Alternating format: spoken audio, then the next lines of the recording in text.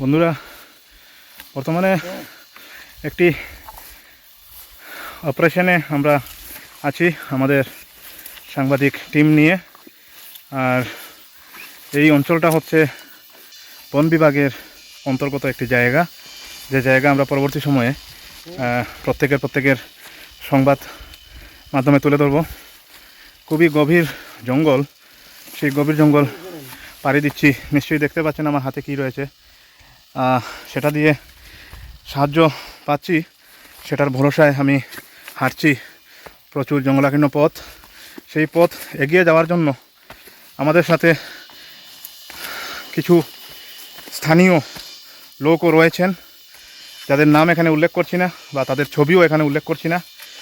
তো জঙ্গলি যে পথ, জঙ্গলি বা জঙ্গলাকীর্ণ যে পথ রয়েছে, সেই পথ এগিয়ে যাচ্ছি এবং সেই পথ এগিয়ে যেতে যেতে একটি কথা চিন্তা করছি যে এই যে জঙ্গল বা এই যে প্রাকৃতিক ভারসাম্য যে রয়েছে, সেই ভারসাম্যকে আমরা মানুষরাই ধ্বংস করছি এবং ভবিষ্যৎকে অন্ধকারের দিকে ঠেলে দিচ্ছি।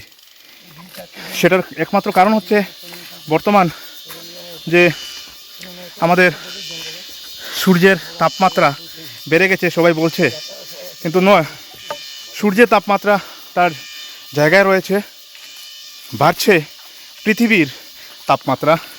কারণ অক্সিজেন লেভেল কমছে, গাছ কাটা হচ্ছে, যে গাছ অক্সিজেন দেয় সেই গাছগুলোকে কাটছে কিছু বন মাফিয়ারা।